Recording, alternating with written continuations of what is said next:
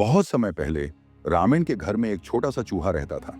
एक दिन हमेशा की तरह रामेण बाजार से किराने का सामान से भरा थैला लेकर लौटा। जब चूहे ने थैली से बिस्कुट का पैकेट निकलते देखा तो उसके मुंह में पानी आ गया, लेकिन अगले ही पल वह चौंक गया। रमेन किराने के सामान के साथ साथ एक चूहेदानी भी लाया था।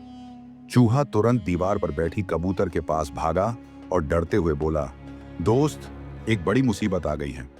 रामेन मुझे मारने के लिए चूहेदानी लेकर आया है। कृपया मेरी मदद करें, कुछ करो और इसे यहां से हटा दो। कबूतर मुस्कुराया और बोला, क्या तुम पागल हो? चूहेदानी से मुझे क्या खतरा है?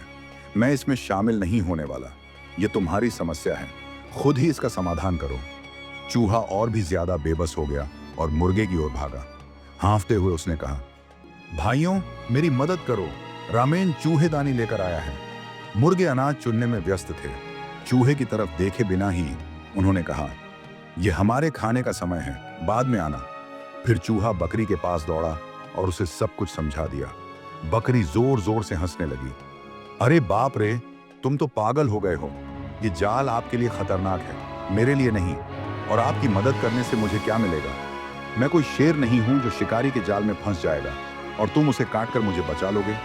बेचारा चूहा दुखी मन से अपने बिल में लौट गया।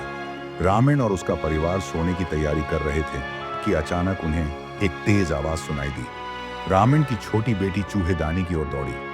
सबको लगा कि चूहा पकड़ा गया है।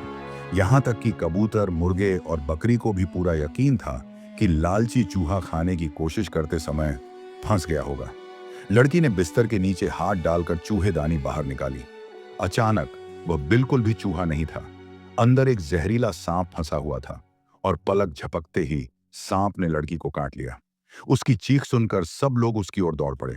रामेण जितनी तेजी से हो सकता था पास के ही गांव के वैद्य के पास भागा। वैद्य ने कुछ अनुष्ठान किए, लड़की के हाथ पर एक पेस्ट लगाया और कहा, वह अभी भी खतरे से बाहर नहीं है।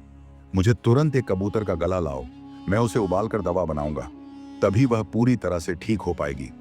ये सुनकर रामेण ने तुरंत कबूतर को पकड़ लिया। वैद्य ने कबूतर को मारकर औषधि तैयार की। लड़की की हालत में सुधार होने लगा। अगले दिन कई रिश्तेदार उसका हालचाल जानने आए। रामेण को यह जानकर बहुत खुशी हुई कि उसकी बेटी सुरक्षित है और उस खुशी में उसने सबके लिए एक मुर्गा पकाने का फैसला किया। कुछ ही घंटों में कंगारू भी चले गए। यह सब देखकर बकरी डर गई, लेकिन मेहमानों के चले जाने के बाद वह फिर से निश्चिंत हो गया। लेकिन उनकी शांति ज्यादा देर तक नहीं टिकी। रामेण की पत्नी ने कहा, अल्लाह की कृपा से आज हमारी बेटी सुरक्षित है।